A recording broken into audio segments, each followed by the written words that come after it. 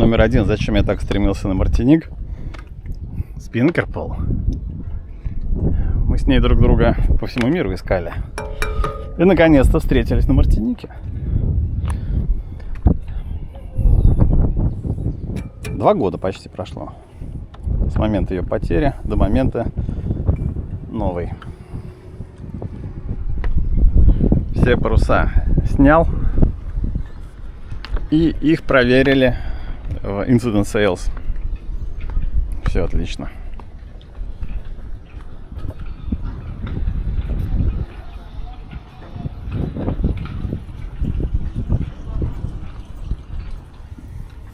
Заменил таки я анимометр, прибор, который меряет ветер, с механического на ультразвуковой. Посмотрим, насколько он будет более точным. Ну и по мелочи. Новый коврик. И, конечно же, подушечка для капитана. Инновация, которая заняла очень много времени и сил, это вот это. Автотрансформер с 120 на 240 100 ампер. То есть каждый раз, когда я теперь подключаюсь к берегу на 110 вольт, у меня раньше работала только зарядка. А теперь и кондиционер, и обогрев, и все. И все через трансформатор. То есть все, что нужно сделать, это в Америке, там, где US Waters, переключить с 230 на 110. И вуаля. Ну и, конечно же, по мелочи поменяли масло, импеллер, двигатель в трансмиссии и полный генератор-сервис, само собой. И даже новый фильтр производителей воды. Но еще один маленький апгрейд — это Starlink Mini. Ну, как бы теоретически должно быть энергопотребление аж в 2 раза меньше. Пока у меня нету красивого крепления, вот все это вот на рыболовной штукенции держится. И провел я провод. 2 провода идет туда, один нетверка, другой питание. Даже показалось, что и быстрее, чем стандартный. Вот это устройство Yacht Devices позволяет все приборы NMEA 2000 сделать доступным Wi-Fi. Втыкается просто туда за пультом в свободный разъем. И как следствие, вот глубина в Navionics. Вот АИС, вот все корабли. Красота.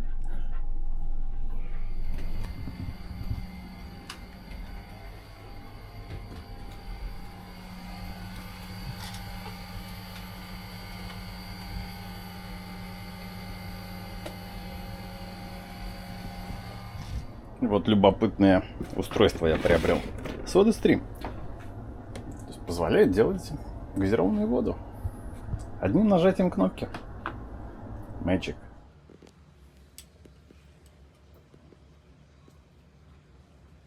And I'm gonna change some of this. You see? It's a little tiny crack.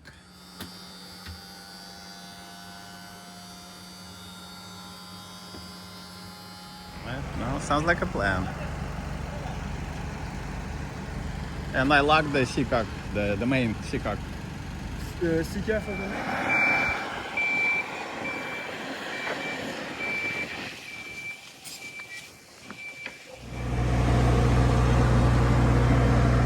Вот такой вот он. Жутко острый.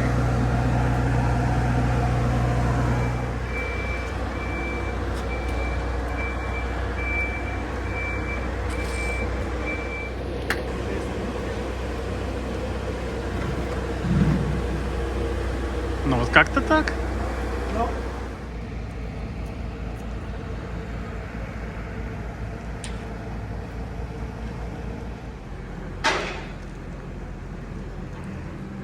А вот так передняя подрулька выглядит, если что.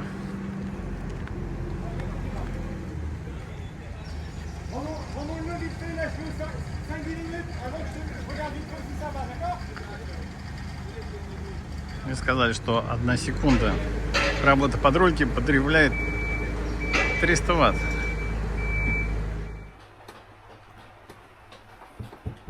Проблема с люком оказалась чуть более серьезной, чем казалось на первый взгляд.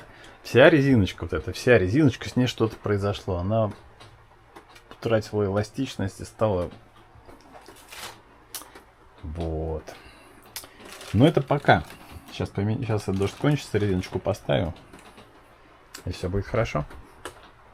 Это выглядит на самом деле страшнее, чем оно есть на самом деле, но мелочи жизни. Вот что произошло. Вот эти резиночки, которые должны быть такими мягкими, упругими, эластичными, они в каких-то местах стали просто вот, стоя нажать, и она крошится. И утратила эластичность, утратила упругость. Я такого никогда не видел. Более того, Амель сказал то же самое. Мы такого никогда не видели. И более того, даже по гарантии мне их всех поменял. Святые люди. Все эти люки, они сделаны в одно и то же время примерно. Это где-то вот 22-й год. Амель записал их серийные номера. Ну, что будет дальше, неизвестно, но у меня теперь все новые резиночки.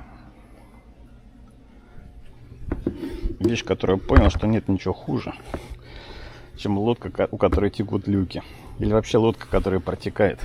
Все остальное можно как-то пережить, но не это. Это доведет просто до какого-то вот абсолютно неадекватного состояния капитана. Вот, так что все сделано, все идеально. Моя финальная инновация — это дистанционный замеритель температуры и барометр-гидрометр. Прикольная штука, она